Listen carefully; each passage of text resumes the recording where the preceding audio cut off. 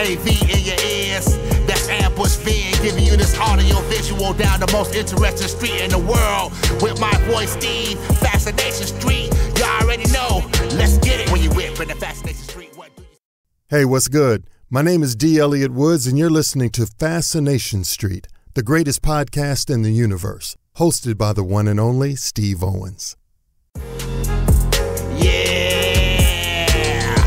AV in your ears, that's Ambush Van, giving you this audio visual down the most interesting street in the world. With my boy Steve, Fascination Street, you already know. Let's get it. When you whip in the Fascination Street, what do you... Welcome back, Streetwalkers. This episode is with comedian and juggler and actor and television personality Marcus Monroe. In this episode, we get to learn why Marcus became a juggler, why he became a magician, and then why he quit being a magician. We also talk about some of his time juggling on cruise ships. What? He tells fun stories about a project he was working on with Neil Patrick Harris and the great Lucy Arnaz. We talk a few different things. He tells a really fun story about a time he opened up for the band Cake and what had happened there. He is everywhere on Instagram. This is one funny fella. He is a touring comedian. Check his website for tour dates. He also has a podcast. It is a new one. It is called The Boyfriend Podcast. Check them shits out everywhere. And this is my conversation with juggler, comedian, and now my new friend, Marcus Monroe. Prepare to be fascinated. Prepare to be fascinated. Prepare to be fascinated. Welcome to Fascination Street Podcast, Marcus Monroe. How you doing today, man? I'm doing great. I'm waking up. I'm feeling good. Ladies and gentlemen, this is Marcus Monroe. We're going to get to all of the things, but just up at the top, he is an actor, a juggler, a comedian, a TV personality, and so much more. Some might call him Ronald McDonald or even Jesus. It's true. Who would have thought? It's true. Who would have thought? Marcus, what I like to do is I like to start from the beginning. It helps us understand how the guests got from where they were to where they are. So where were you born and raised, man? Where'd you grow up? Milwaukee. I'm a Wisconsin boy. Yeah, you sound like it. Do I have... No, you don't sound like it at all. Okay, sometimes it comes out, so I won't hide it if it tries to come out. So I grew up in Wisconsin, and I loved performing ever since I was younger. I actually got into magic, when I was like 8 or 9, like doing little magic shows for my friends and family. What, did you live like 1 block away from a magic store? I actually did live 1 block away from a magic store. I was going to say, who gets into magic? But that's why. I was kind of a weird kid. I was into theater, just like performing at a really young age. Like I always knew I just want to be a performer. That's all I wanted to do. And so magic was just like kind of cool because it was like mysterious and very performy. And it was there wasn't a lot of kids doing magic, and I liked attention growing up. And then I saw someone juggle at my school, and I was like, whoa, kids can juggle? I thought that was just for adults. And so I got juggling balls from like the juggling, like Klutz book, the Klutz book of juggling. I got, the Klutz series. So I taught myself how to juggle from that. Is that the one that the book comes with like 3 square pillows or something like that? Yeah, to juggle? Square bean bags, which is like the only place in the entire world I've ever seen square bean bags is on the Klutz book. But yeah, they came with their own juggling balls. And so I practiced with those, got pretty good. And then I would do juggling and my magic shows together. Then I sold my magic tricks to my friend Ben. You sold your magic show to a friend like Gallagher? I sure did, but he didn't Gallagher to me. This guy became like an actually really good magician, and he's still my best friend. And he's like a famous magician. Seriously? Yeah. Well, who is it? He's your best friend. Give him a shout out. His name's Ben Seidman. Oh, no way. Ben Seidman? Yes. I'm sure I would freak out if I was a magician. Yeah, he does a lot of stuff for Vanity Fair. Oh, okay. So he's on their website a lot, their YouTube channel, and he does great stuff. He does a lot of consulting on movies. Anyway, so he was doing magic, I was doing juggling, and we'd sometimes join forces and do shows together, but pretty much it was separate. I graduated from high school, and then I moved to New York. I was doing more TV then. I did like some hosting of shows.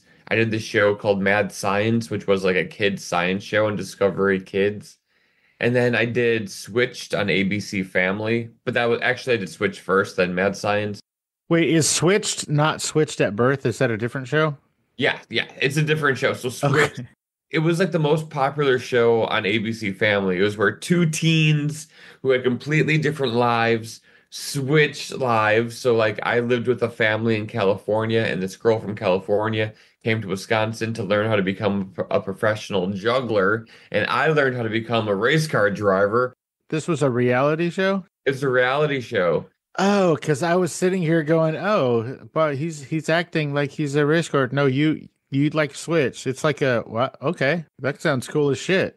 I mean, it sounds cool for me. Sucks for her to just be like, now you're just gonna learn how to juggle. How did she fare? Is she a famous juggler? Is she your other best friend? She was just a race car driver. I had no idea who she was. The whole point of the show is you don't really know where you're going or who you're switching with. Sure. So I switched with this person, and then we became like really good friends. I was gonna ask if you kept up with her. How's she doing now? Is she still a race car driver? Doing good. I don't think she still is. So this was like 20 years ago, maybe over 20 years ago now. But her parents reached out to me recently, and we're like within the last year. And we're like, hey, we're keeping up with you. I was like, oh, that's so sweet. Did you like live with them? Yeah. That is so I lived weird. in their house. I slept in her bed. How old were both of you all the same age? I was like 17 or 18. I think I was 18, 17 or 18. And she was probably like my age or older. Gotcha. Yeah. That's wild. Yeah. Okay, cool. Fun Wow, show. that sounds fun as hell. Yeah, it was actually a really fun experience. Really glad I did it. So then I moved to New York. Now, I heard that you moved to New York. Well, basically, I heard that the only reason you went to college was so you could trick your parents into paying for your trip for you to move to New York. Is that right? Yeah, I mean, there's some truth to that. I mean, I was never really like huge into school, and so I never really like put a lot of effort into classes and stuff, but I did definitely just want to just be in New York and not really school was definitely secondary to everything Sure. else I was doing. I got jobs performing really late at night at like these dance clubs doing like juggling. Like, by the way, New York is so expensive. I was like taking any gig I could just to have some money. Yeah, I heard you say once, show me a juggler who's turning down work because Yeah. there just isn't any. Like, There's none. you show me that guy who's turning down juggling work. There's none of it. No jugglers say no to anything at this point. Like, especially, it was worse, in 2008 when the economy was tanking. But thankfully, I was okay during that time because I was on a lot of cruise ships. But yeah, I was juggling at nightclubs, and like you have like Boy George like DJing, and I'd be like in the The corner. actual Boy George? Yeah. He follows me on Twitter. How weird. Does he really? That's awesome. Yeah. So I'm just doing that kind of stuff, and it wasn't really stuff I was happy with doing, but I was getting money, which was great. But I'd be like falling asleep in class because I'd be up till like 4 a.m. juggling. Then I have like a 9 a.m. class on theater, and I'm just like, I like be falling asleep in class. Did anybody tell you to act like you were paying attention? No one really cared. It was like a liberal arts school in the Upper East Side. It was pretty lackadaisical. No, it wasn't that big of a deal. Then I get on cruise ships. Yeah, walk me through that. So it was like your dad's coworker. No, your dad's principal's cousin. Wow, how do you know this? I know him. You did such good research. That's crazy. I don't know if I've ever even talked about this before. Like my dad was the superintendent of the school district, and I was like dying to get on to cruise ships because at the time, as like a juggler, I was like, well, cruise ships are like where you go. Like that's what you do. That's like the gig for people. I can understand why somebody would want to be an entertainer on a cruise ship, especially if they're super badass at what they do. I got hired on ships. I did Letterman, and then I got hired on. What came first, your first cruise ship or Letterman? My first cruise ship came first, but I got a lot more gigs after Letterman. I bet. Was it only cruise ships that you got after Letterman, or did you get a bunch of? Pretty much. Yeah, because I wasn't really great at marketing at the time. This was like before social media. Well, how did you get on David Letterman? Oh yeah, so I'm just like sleeping in my apartment, and I live with two other jugglers in Brooklyn. Because it's expensive. We have a nice place, but we're all paying like $650 a month. It's a couple that are jugglers and they're together. and then just me. And I have like a great deal because there's like a little nook, and I have like a little mattress in this nook. It's like a giant studio with like 18-foot ceilings. And so it's great for juggling. So that's why we all live there. But I'm doing cruise ships, so I'm gone 80% of the time. Sounds like they had the better deal. Yeah, they did. But I had a great deal too because like they let me just kind of crash there, and like it was like really chill, easy. One day I get a call and they're like, Marcus, this is blah blah blah from blah blah blah agency. They wanted Juggler to perform today. Can you make it to the Letterman studio now? And I was like, I'm just waking up, kind of like this podcast. They're like, come on, Marcus, you can do it. And I was like, all right, bye. So you just get a phone call out of the blue that they want you to juggle on the David Letterman show? Yeah. So then I packed my stuff in a trunk and I wake up my roommate Sean. I'm like, hey dude, you gotta drive me down to Letterman real quick. And he's like, what? I'm like, I just got a call. They need me to go to Letterman. I think I'm filling in for someone who couldn't make it, but like, can you take me to Letterman, please, real quick? I'm like, I don't have time to shower. I have to shit really bad. This is gonna be terrible. Just take me to Letterman. And he's like, okay. Hop in the car. I got like my unicycle and I got like a bag of stuff. And we're going to Letterman, and I have to like use the bathroom so bad. Like my stomach is not agreeing with me. I'm nervous, don't know what I'm gonna do, don't know why I'm going on Letterman. I get there, I go through the stage door, I give them my name. They're like, "Oh yeah, you're here. Go ahead." And then I go up, I do hair and makeup. Then it's time for rehearsal, and I'm like, "All right, what's the deal?" And they're like, "All right, he just wants a juggler on the show today, so we're gonna juggle on your unicycle, and that'll be great." I'm like, "Okay." Did they give you a time limit? Did they say, hey, you got like 7.5 minutes or? Real quick. It wasn't even like a minute. Felt like forever when I was doing it. I was like, ugh, but it didn't take long at all. Did it after the show. I got to leave through the door all the celebrities leave out of. I got to leave through the regular door.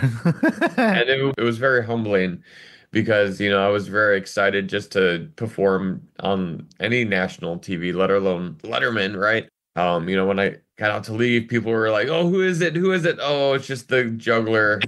I had to like go, "Excuse me." And then I had to get like a taxi to go back home. They didn't even give me a car service home. Did they pay you? Yes, I got paid and I got residuals. This is the first time I ever got like a residual check in the mail. I don't need any numbers, but when you got paid, was it some sort of a minimum or was this just like a, hey, thanks for the day or? No, it was like the minimum you can get for being on a show like that. It was like $900 or something. That's a king's ransom to a kid who's struggling like that. For me, at the time, it was pretty good. It was like rent for a month. Well, even right now, I don't think you would turn down $900 for less than 1 minute of work, would you? Absolutely not. Are you kidding me? No. But I finally made it to the toilet, and it was a good day. Oh, thank God. Didn't want to leave people on the edge of their seats. Oh, nice. Well, cool. I was going to ask how that all worked out, but then for like 15 years, I was just performing on cruise ships, maybe 10 years. And it was all of them, right? You did like basically every cruise ship there is. I did. I became very successful at it, and I could have kept going. I could have just done that for the rest of my life, but I wasn't like happy with it. Well, after a while, I'm sure it gets boring. But at first, I bet you were so excited. So, oh yeah, at first I was living my dream, man. I was like 22, living my dream. No student loans, paid off everything, doing what I love to do. You can't have a ton of expenses because you're never anywhere you can spend money. Exactly. I have no car, still never owned a car. Oh, wow. Yeah. How different was it when you went from, say, like Celebrity Cruises or whatever to Disney Cruises? Oh, that was different because Celebrity Cruises, I'm just doing like one show and it is what it is. On Disney, I was doing like a welcome show, a farewell show that all had to be like PG and really good material, then a 45-minute family show, then a 30-minute adult show, and then a workshop. You're like, it's too much. Was the Disney pay better since you were doing like 4 times the work? Oh, yeah, for sure. Disney pays great. Oh, cool. If every gig I did paid like a Disney rate, I would be so happy. Yeah. Gotcha. But there was a lot more pressure, right? You couldn't mess up. There was customer service issues. Exactly. A lot more people complain probably on those higher end ships. Well, I would imagine. Disney's great though. I've met a lot of cool people on Disney ships and have had a lot of like residual work from people who've seen me on Disney then booked me to do whatever. But then right before the pandemic, I signed with a manager and he was like, "Yeah, you're really funny, man. Let's try to not do the juggling anymore. Let's just do the stand So up." was I'm that like, his idea or yours? I know you said you were it kind of was getting a little tired of juggling, but it was his idea for the most part, but it was like a little push I needed because I had been toying with the idea for a while, but I wasn't sure how I was going to make a living. If that made, because sure. I'm like, I've always been doing this, I'm comfortable doing this, but I do feel like I'm better at this than I am juggle. Like I feel like this is where I excel. So Where do maybe you just think that came from? I mean, you're a juggler, not a comedian, but now you're a right. comedian. Where do you think those comedy chops came I from? think every juggler deep down just wants to be a comedian. I think the same with magicians too, most of them. They just want to do comedy, but they just can't, or they're scared, or they learn this first. Right. So they're like, this is just what I'm going to do. You do make more money with, like, if I was just juggling or just doing magic, I would make more money than being a comedian for some Sure, at reason. first, yeah. Yeah, it pays better at first. Yeah. It's because of the rarity, right? Like there's 100,000 comedians that can get booked at the comedy cellar or whatever. There's Yeah. three jugglers. Right. I think so for sure. I mean, it's got to be, there's so much more of them. A juggling show is much more of a production as well. There's a lot more props involved and a lot more logistics and sound cues. So like it just seems like a bigger production as well. That makes 100% sense. Thinking back, I don't think I've ever seen a juggler that wasn't also telling jokes or in some way funny. In Europe, they have a lot of just like artsy jugglers that are, Yeah, but those are like mimes, right? Like those are minstrels or some shit. yeah, they're, European circus performers who maybe take it too seriously, but they're most of the time, there's a few exceptions, but yeah, most of the time, that's what you're going to have. Hey, Streetwalkers, here's a word from our sponsors. Let's get back into it. So I just like being funny. I was like training at juggling. I would go to the gym 2 hours a day just to practice juggling. Because they had high ceilings and a lot of space. Yeah, but I'd always get kicked out of gyms, and I'd be like, "Oh, you can't do that here." I'm like, "When I signed up, I told you this is what I want. This is why I was signing up. And that it was fine." Yeah, you're like, does it look like I'm here for bodybuilding? Wait, what? What are you talking about? What? Yeah. So then I stopped practicing and I started writing jokes, writing material, getting notebooks, just writing everything about my life. A lot of it was really bad, but I had to get good really quickly because I got in at the Comedy Cellar, which is like one of the hardest comedy clubs to get past at, which means you're able to perform at it. I know getting past seems like they're passing on you, but getting past in comedy club terms is a good thing. Yeah, you passed the bar. Past the bar, I got in, and then I quickly got into like every other club in the city, which is really great. Okay, so that time period right there. So you get passed at the Comedy Cellar. Is that when your brother was friends with this agent? Yeah. Right? Your brother worked My at a manager, store. yeah. Yeah, manager. Okay. And so then your brother called this manager, was like, "Hey, my brother just got passed at the Comedy Cellar." And then it took off? Pretty much. So my brother worked at this store called Kith in New York, and it was this really popular store that all these celebrities would go to, like Kanye, Justin Bieber, Kylie Jenner, all of them would all, Sure. and like so my brother's like, working with celebrities like all the time, and he meets this comedy manager, this guy named Rory, and he kind of tells him about me, and Rory and I exchange a few emails, and he's like, "Oh yeah, you're good, you're pretty funny," or and then we kind of talk for a little bit on and off for like a couple months. And then I get passed at the cellar and I email Rory and I'm like, "Hey, I just got passed at the cellar." Then he's like, "Hey, that's awesome. That's a huge deal. Let's talk on Monday." So then I ended up signing with Rory and he's still my manager to this day. So it was pretty funny how that happened. I'm like, this whole time I've been like telling everyone I need representation. I need a manager. I need an agent. I need like, just because I've been doing everything on my own and I don't know what to do. Then my brother's just like, "Oh yeah, well, what about Rory?" I'm like, "What? You knew a guy the whole?" Did you slap the shit out of him? Like, dude, what is wrong with you? Why is this in your pocket the whole time? I was like, "Dude, if why are you gatekeeping this? Like, this is like the big." And he's a great manager. Yeah, there's gatekeepers. They're not supposed to be family. Exactly. I was like, "Come on, bro. Like, what are you doing?" So thankfully, Rory was super cool, and yeah, he let me bother him without like being signed with him for a while. And then after I got passed, I think that's called hip pocketing, right? He hip pocketed you? yeah, exactly. That is what it's called. Nice. Just real quick, are there still knife marks all over your parents' ceiling? Yeah, definitely are. That's awesome. I would always practice in the living room, and the living room ceiling is probably like 8, 9, like it's not that tall, like 9 feet tall, eight. So yeah, I would practice in there, and then my knives would ding the top of the ceiling, and they put like little like scissor marks into the Yeah, little slits. yeah. So when you're juggling knives, you don't start out juggling knives when you're juggling knives, do you? Right. No, you have to start out with like the juggling clubs, the pins, the bowling pins and they're not really bowling pins. They kind of look like Sure, it. yeah, they're weighted special or whatever. Yeah, they're cool. They're meant, they're made for juggling, and you learn how to do those first because that's the same motion as juggling knives. Knives and fire is the exact same. If you can do one, you can do the other. Because that's different than balls, right? Very much so. Only the pattern is the same, but the way you're throwing it's different. Yeah, because it has to land. It doesn't matter how a ball lands in your Right. hand. Yeah, Right. okay. Because I taught myself how to juggle balls like a sick. long, long time ago. Obviously I started with the 2 in the one hand, and then I graduated to 3, and then I was like, I'm good. Yeah. So I can do it for about 1 minute, maybe. Oh, cool. That's cool. I haven't done it in a while, so that might be a lie now. Oh, that's awesome. It's fun.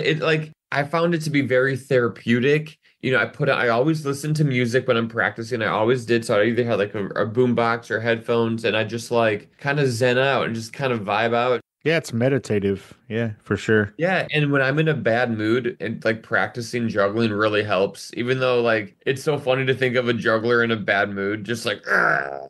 Yeah, I was just sitting here going, wait a minute. Dude's a comedian and a juggler, and he has a smoking hot wife that he has been with for a long time. Like, why? What's there to be in a bad mood about? Well, yeah, and maybe when I didn't have a smoking hot wife, I'd be pretty upset. That's what it is. Oh, by the way, we are in the pretty much the same boat there. My wife is a smoke show, and there's about an age difference like yours. Really? So my wife and I, we have a I'm cutting that out. Yeah, we have a. That's awesome. Mm-hmm. That's so rare. Yeah, and she is a smoke show. Sure. I need you to tell me a story. Well, first I'm going to tell you my Neil Patrick Harris story, and then you tell me yours. Yours is way cooler. So when Twitter first started a million years ago, I was working at a bank, a very specific bank, which I won't name. But I was working at a bank, and I was also a member of that bank. You had to be a member to bank there, but you didn't have to be a member to work there. It doesn't matter. So I was working at a bank. I was a member there, and they send out like a quarterly, maybe like a quarterly magazine or something. And Neil Patrick Harris was on the cover of it. And I read the whole story, and it was, that this was his bank and why he chose that bank. And, this was like right when he was kind of having his comeback. Mm-hmm. I guess after Harold and Kumar, the first one, but maybe before or during the first season of How I Met Your Mother. So this was like brand new Barney Stinson.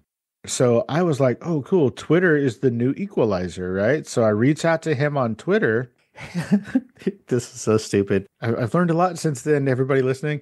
I reached out and I was like, oh my gosh, you're the coolest. I've been a fan of yours since Doogie and Clara's Heart and blah, blah, blah. I was like, I don't know, something like, we should be friends, but just so that you don't think I'm a weird, crazy fan guy, I know where you bank. What the fuck was that? Wow. So immediately he blocked me. So he was like, He the blocked first you person. then? Oh, immediately. Yeah. It was in 30 seconds. That's crazy. That was psycho, right? So it makes sense that he blocked me, and I believe he was the first person to block me on Twitter. Dang. Well, I will say, in your defense, like it's hard to read a tweet in someone like the way someone means it to be said out loud. Like, you know what I mean? Like where are you putting the emphasis, Right. like what word, because that makes a huge difference.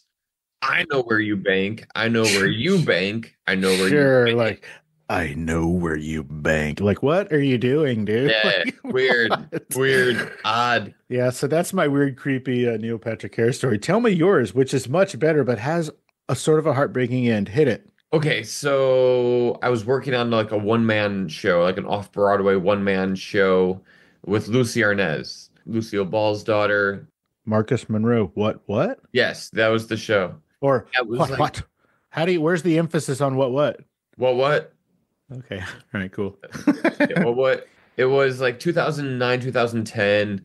I was playing with the idea of trying to get Neil Patrick Harris to direct the show. Because, He has like a huge like variety art circus background. yeah, he was the president of the Magic Castle for a long time, right? That's right. Yeah. And so I thought, oh, it'd be a good fit. And Lucy, who was kind of like producing the show, was like, that'd be awesome. I was like, can you email him? Because they didn't know each other, but she carries some weight in that town.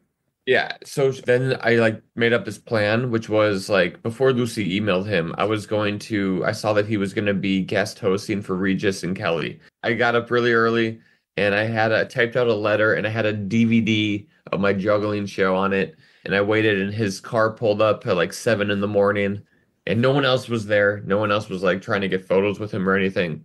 This is at the ABC studios in New York. And then he comes out. I'm like, hey, Neil, my name's Marcus. I'm a juggler. I want you to direct my show. Here's the letter and here's my DVD. He's like, oh, I don't know how much time I have right now. I'm like, we'll worry about that later. That's logistic So the letter was from you or from Lucy? from me. And it was like, remember it said, hey, Neil, my name is Marcus Monroe. I'm a juggler. And I know where you bank. I said, I know your bank. I said, if I was guest hosting for Regis and Kelly and some guy gave me a DVD and a letter like this, I'd be so confused also. So don't worry. I know this is weird, but I wanted you to see like how much like I want this to happen. Like I want you to direct my show, blah, blah, blah. And then I gave him the letter and then I emailed Lucy. I said, Lucy, or maybe I called her. I can't remember. But I said, I just ran into Neil, just saw Neil, gave him the DVD and a letter. Can you email him and tell him that I'm legit? Tell him I'm not crazy. Yes. And then I had one more friend, Todd Robbins, who is a magician and knows Neil. I said, Todd, I need a favor. Could you email Neil? Hey, that psycho who ran up to you on the street, he's a good dude. Todd sent an email to Neil then with somewhere along the lines of like, hey, I don't know if there's ever going to be like a really famous juggler, but if there ever was, it would be Marcus. And it was like really like a really sweet email. And then so I'm performing on a cruise ship like 3 weeks later and I'm like talking to my wife on the phone. I have a BlackBerry, I check my email and I have an email from Neil. And this is like right before you're pulling out of port, or right? Because you still had service. Yeah, you're right. Because I never got on Wi-Fi unless I was home. I never used like Wi-Fi cards or anything. So yeah, it must have been still in port. And it was just like, hey, Marcus, I got your email, read or saw your DVD, read your letter. I heard from Lucy, heard from Todd. Well played. I'm down. Ball's in your court. He really said, well played. Yeah, because I was like, I'm like, I don't want this guy to think I'm crazy. Yeah, I mean, if you can't just pepper him, you got to hit him all at once with everything you got. So he's getting all these emails from people he like kind of knows, and they're all just like vouching for me. So we then emailed for like, oh man, I was like, hey, I'm gonna be out in LA. Let's meet up. So we're like, all right. He was gonna come see me perform at the Comedy Magic Club in Hermosa Beach. They got a table ready for him. They were gonna comp everything. And then he was like, oh, actually, I'm filming late today, so we'll have to do another day. So we kept rescheduling our meeting, and now I'm just like in Los Angeles. With What was he filming? Smurfs 2. Yeah, that's the kind of thing he can't pass up because that's when they really threw the money at him. And he was filming most of that in Canada. So he was like, you can come to Canada and we can work on it. And I was like, okay, I'll do whatever you need. Like, we can, sure. And it just never, I don't think I dropped the ball. I don't think he dropped the ball. It was just one of those things like we just couldn't get the timing to work out. So just so that I'm clear, you two guys couldn't pull off this magic trick to juggle all of the schedules to make it work? That's true. That is correct. Okay. All right. And I'm not the type of person who I don't want to bother the guy. Like I'd email him and not hear back. You want me to do it? Oh wait, I can't. He blocked me a long time ago. Dang it. So. Yeah. Sorry. We gotta find it. Maybe he's at the same bank and you can just like go wait at the bank for him. I could definitely do that. All right. Just go hang out at the bank and Yeah, ambush yeah, him yeah. with a DVD and a letter of apology. Yeah, and then just email me and I'll email him. I'll be like, yo, man, Steve's not that weird. Don't worry about it. Love it. But we did remain friends. And then so then like a year goes by, we're both booked to perform together at Outside Lands in San Francisco. So I get a call from his assistant and she's like, hey, Neil wants to perform with you at Outside Lands. Can you create a routine to do? So I did. I created this like routine that we did together. That was kind of the backstory was we were best friends. Then he got Doogie Howser and left me on my own with my juggling magic show on my own. And then we performed our like grand finale one last time together for everyone. So that was like our show we did in San Francisco. And it was fun. So he doesn't juggle, right? He does. He can juggle. He's pretty good. So was this routine with magic and juggling? Is that? It was just juggling, really. It was just like a comedy routine with some juggling. There was no magic in it. And he was down for the whole thing? He was like, cool, let's do it. Yeah, we rehearsed I had like a trailer and he came in and I was like, all right, this is what I want to do. And like the whole time I'm like, just be cool. Don't be weird. Just be cool. His partner, David, I think was there too. He was a good dude. Yeah, we just had a great time. It was really fun. And I've seen him like once or twice since then. And we've been like, hey, how are you? How are you? But it's always been, wow, that's Neil Patrick Harris. Like what the hell? Hey, Streetwalkers, here's a word from our sponsors. Let's get back into it. Thank you for telling me that story, but now I need you to tell me another story. Sure. Which also has a pretty horrific ending. Tell me about that one time that you opened for Cake and what happened at the end of your set. I wouldn't feel right telling you about what happened on tour with Cake without telling you about the end of the set. So when I was doing juggling shows, I was doing like extreme juggling shows at the time. What does that mean? I don't really know what it means, but like. But that was the cool word back then, right? Extreme juggler. I'm an extreme juggler. Like, whoa. Mm. So I would juggle like fire and knives, and I even invented a prop called the Norch. Oh, the Norch is yours? Yeah. Okay. Stop it. The North. If I went on a juggling podcast and they did that, I'd be like, "Yeah, it's mine," and they'd be serious about it. So yeah, it's a knife and a torch taped together. Pretty simple. Is it a knife on one end and a torch on the other end? No, it's so both they're together. Okay, cool. Yeah, both the handles are taped together. That's all it is. Gotcha. Okay. So this is a while ago. It's 2006. They have me opening for Cake, and I go, I got to do something crazy. Like, I got to really step it up, show these people what's cool. And I was living in New York at the time, but the show was in Wisconsin. And so I found on the internet a 12-foot tall unicycle. That's what the internet's for. Exactly. So I bought it, and then they put it on a train, and they shipped it to Wisconsin. My dad got it. I learned how to ride it. So I have the unicycle part on it. Because you already could ride a 7-foot, right? That was like part of your act anyway. Yeah. Okay. Never done 12-foot. And it is great. So I had to wear like wrist guards, knee pads. Yeah, because if you fall, yeah, you're fucked. Fucked. So it would hurt so bad to fall from that. So then I practice juggling my Norches on there, and I get pretty good, get pretty comfortable on it. So every week my dad's like taking me to this gym. I ride around on the unicycle. I'm getting just more and more comfortable with the height. How long are you practicing this? Like, how long is the lead up for this show? I practiced probably for like 2 months for this one show. Jesus. Okay. Yeah. I knew it had to be like, I had to hit him with everything I had. I don't know why I felt that way. Well, it's because you were trying to go the distance. I was going for speed. Jesus Christ. That's so funny. Man, I love Cake is so good. I feel like your joke's on the subway. Yes, yeah. Well, they have simultaneously one of the best songs in the distance, but they also have one of the worst songs I've ever heard in my entire life, and it's a cover that they did, I Will Survive, I think. Oh, really? I think I've heard that. I think they did Glory Gaynor's I Will Survive, and it is the second worst song I've ever heard from a big act. That's too bad. The number one worst song is Benny and the Jets by the Beastie Boys. Holy fuck. Benny and the Jet. It's the worst. Okay, go ahead. I'll have to look that up. I apologize in advance. No, you're good. You're good. No, for how bad that song is gonna Oh, I ruin you. see. Yeah, I I see. apologize. All right. Well, it's on Spotify. I would imagine, yeah, it's everywhere. All right, I'll find it later.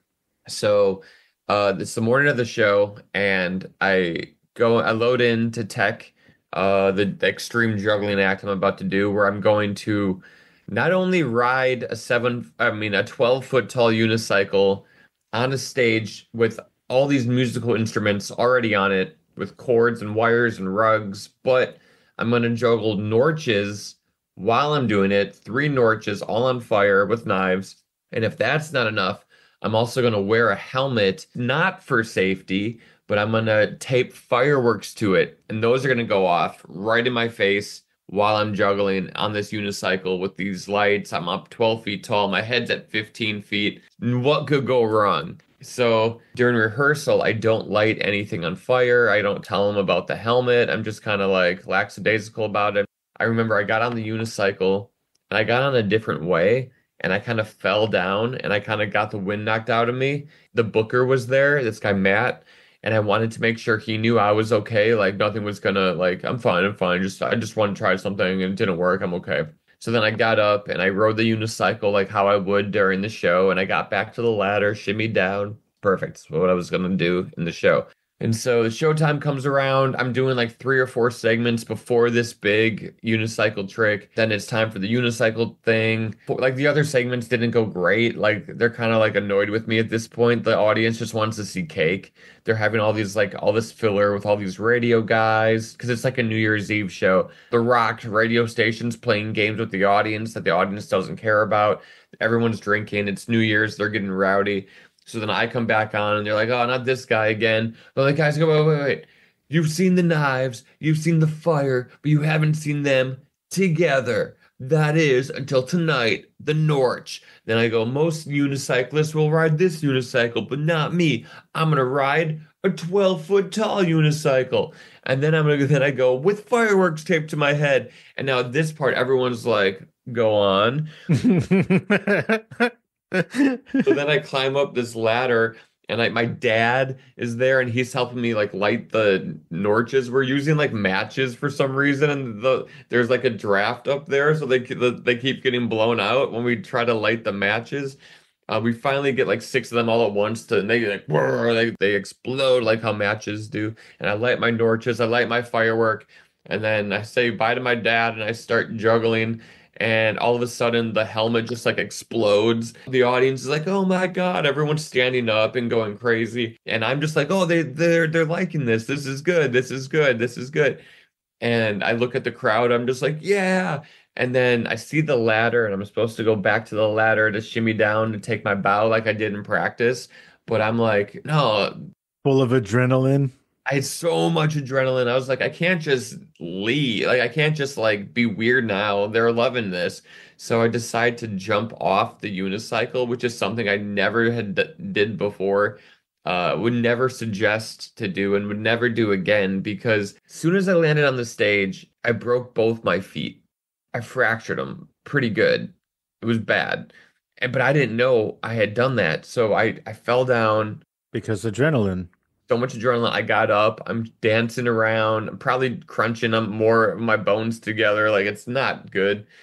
And then I get off stage and everyone's like, oh, that was great. And Cake was like writing about me on their blog, like on their MySpace or whatever it was back then. It was like it couldn't have gone any better. But my feet, I couldn't walk. I had them in bowls of ice backstage. And then I didn't want anyone to know at the venue. So I had like my friends pack up for me. And then my friend Ben, the magician, was there too, and he gave me a piggyback ride to my car, or I think and I like crawled back to my parents' house, and I went to sleep. I'm like, okay, they'll be better in the morning. I woke up, they were not better in the morning, so I had to go to 3 different foot specialists, and I couldn't walk for weeks. It was pretty bad, but thankfully I didn't have to cancel any shows, and the footage is on YouTube, so you can see me break my feet on YouTube. I'm good, thanks. You're welcome. You asked for it. No, I just mean I'm not going to go watch that video. Thanks, though. How is your comedy sketch group, the Bestie Boys, coming along? So the Bestie Boys is me, Corey B, and Trevor Pennick from O-Town. O-Town, the the group? Yeah. Okay. Because I want it all. I got you. Take it easy. Nothing at all. I know you're a huge boy band fan, so Yeah. I So got you. yes, I Calm down. love the boys in the brown. We did a few things together, and then Trevor and we just have crazy schedules. So we hang out when we can, and we film content when we can. But it's nothing. The three of us are like are thinking about it all anytime. We've made like an Instagram handle for it, and that's about it. But Oh, nice. we made this 4th of July song that we put out on social media. They got like 250,000 views or something. Not bad. We asked AI to write us a rap song about the 4th of July. Then we went to Boston to film it before one of our shows one day. And then we, sliced it together. It came out pretty cool. For me, it was just awesome to be in a music video or like a real music video with one of the members of my favorite boy band. That's pretty cool. I think that's super cool. Yeah. So let's talk about your Subway series. Okay, cool. This is how I found you. Oh, fun. And I know that these jokes are hokey as shit on purpose, but Yes. goddamn, they're funny. Thank you. So, ladies and gentlemen, what Marcus does is he goes onto Subways and he tells the worst dad jokes, basically. Yeah, puns, Sort dad of. jokes. Yeah, puns, dad jokes. But he does it to an audience of angry fucks who are just trying to get to work or to get to home. Like they did not ask for a comedy show. And that makes it even funnier. So tell me how this idea came to be and why you do it. Yeah, I was just like looking for ideas for social media. I was trying so many different things, and if you like look back at my account, you can kind of see I'm trying to see where my niche is going to be. Like what's going to be my thing that people are going to like. And then I went out one day and I just did like my act to people in the street. I would just like people walk by, I'd give them like a one-liner that I wrote. And they're like, "Oh, okay, cool." Then I went to the subway and I kind of did the same thing, and it was brutal. I was like, "Oh, is my act not funny, or do people just not want to hear comedy right now?" And then I think it's probably a little bit of both. And I posted those videos on my socials. I think they did okay. So I was like, "Oh, maybe this is something." So I did it again, but as a zombie, because Halloween was coming up. So I wanted to be like a zombie in New York City does comedy. So the zombie basically walks and talks like a normal person, just looks like a zombie and says he's a zombie. Because I'm not really good at impressions, so I didn't want to be like, "Ah." And so I went into the train and I got my friend Michael Somerville, I think maybe Eric Diddleman. They're the guys that kind of help me come up with some of these subway jokes. And so we compiled a list of the best ones we put together, and then went on the train and I performed them, and it was pretty good because like, the reactions are just terrible. No one's laughing, no one wants me there, so it's perfect for that. And then edit it together, post it, did okay. Then I did the Grinch for Christmas, that did really well. And then I just started like doing all the holidays. I did a Pilgrim for Thanksgiving. I did Cupid for Valentine's Day. I did Jesus for Easter. And then people got upset that I did Jesus for Easter. So then I offset that by doing Satan on the subway. And so all these characters are like, I'm performing if they were that character doing stand-up. So it's if that character then started doing stand-up. It's pretty good. And I've done 27 to 30 different characters since then. Some of them are hits, some of them are misses, but you never know. And like I get so surprised by the ones that do really well. I think they're all hilarious. I don't think there's any misses. They are good. Hilarious. Thank you very much. The cringe factor in some of it is what makes it work. And the fact that you're just like, no, nothing, no, okay. Yeah. I started repeating the punchline and people tell me like that's their favorite part. So I started doing that more and more. Although like I have so many, I have like 30 videos in my drafts folder that I have not yet posted. Oh my God. Of me doing Subway stuff that I can post at any time. That is very exciting for me. Yes, I'll post one as soon as I'm finished with this interview. Some of them I'm not doing like I don't say the punchline 2 times. So I'm like, oh, is this video trash now? Like, because I'm not giving the people what they want, but I still think it's fun. It's absolutely fun. And you got them, post them. Yeah. The costumes, I go pretty crazy making sure I have good costumes that look great, that don't look cheap. Yeah, the Ronald McDonald one looks crazy. And the Grinch one, what did you spend $1 million on the Grinch costume? Spent a couple $100 on that for sure. The Centaur, I spent a lot of money on the Centaur outfit. I just like it. Doing it, I don't enjoy, but like the prep work, and I like seeing it come together. Marcus, tell me about Talkie Walkie.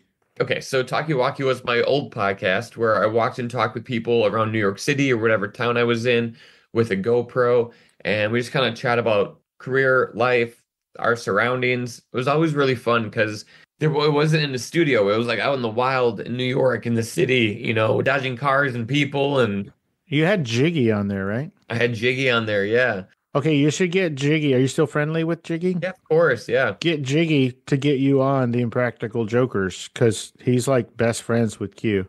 Yeah. Oh, sorry. Go ahead. I interrupted you. Go ahead. Sorry. Had a lot of people on Talkie-Walkie. It was great. But then I got really busy and I didn't love how fast, like it wasn't like picking up steam like I thought it should. So 2 weeks ago, or maybe 3 weeks ago now, my friend Corey and I decided to rent an apartment in Hell's Kitchen and transform it into a podcast studio. And me, Corey B, and Matt Lopes, who are all comedians that I travel with most weekends, we're doing a podcast called The Boyfriends Podcast. And we're recording our third episode today, and we recorded 2 already. And the views on these clips are crazy. Like they're almost all over 100,000 views. It's a brand new podcast, really fun. So please watch it, check it out. You can watch it on YouTube and Spotify. And we had Little Mozzarella on. That's coming out. Yeah, we have Che Durana on later this week. Yeah, a lot of good guests. And this is called The Boyfriends Podcast? The Boyfriends Podcast. Boyfriends is 2 words, though, so it's cool. Okay. So it's cool. Yeah. That's sick as shit. Yeah. I'm going to definitely check that out. Marcus, tell everybody where they can find you on social media. Instagram, TikTok, it's at Marcus J. Monroe, or just if you search Marcus Monroe, it will come up. Facebook as well, Marcus Monroe Comedy on Facebook, marcusmonroe.com, The Boyfriends Podcast. You can still watch the Talkie-Walkie podcast. Yeah, Talkie-Walkie's still out there. Still out there. Yeah. Where can people go to find tour information? Yeah, go to marcusmonroe.com, but I do have Chicago dates, Phoenix, Las Vegas, LA, tons of Ohio dates coming up. A lot of East Coast, Midwest, Florida, Tampa. San Antonio. Come on, bro. What are you doing? I want to come to Texas so bad. I've been asking because I love going to Austin. Just did Cap City in Austin a few months ago. Okay, so it's not called that anymore, right? Now it's called the Comedy Mothership? Well, the Comedy Mothership is different club. But yeah, I would love to. Oh, it's different? Yeah, it's different. Okay, that's weird because I went to Comedy Mothership a few months ago and I saw Robert Kelly, which I think you were on his podcast. Yeah. The pins that they give you to sign your credit card with that you steal because it's a comedy club, they all say Cap City on the pins. Oh, weird. So I thought that he bought Cap City and turned it into the Comedy Mothership, but it's 2 different clubs. No, Cap City is still alive and well. Oh, wow. That's nuts. Marcus Monroe, dude, thank you so much for taking the time out of your busy acting, juggling, and subway comedy schedule to hang out and let us get to know you a little bit better on Fascination Street, man. I really appreciate it.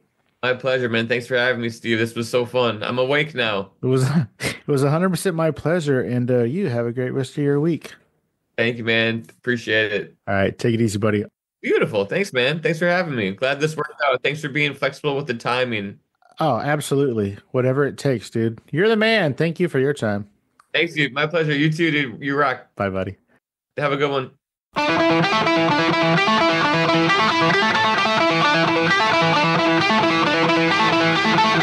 Opening music is the song FSP Theme, written, performed, and provided by Ambush Vin. Closing music is from the song Say My Name off the 2021 album Underdog Anthems, used with permission from Jax Hollow. If you like the show, tell a friend. Subscribe and rate and review the show on iTunes and wherever else you download podcasts.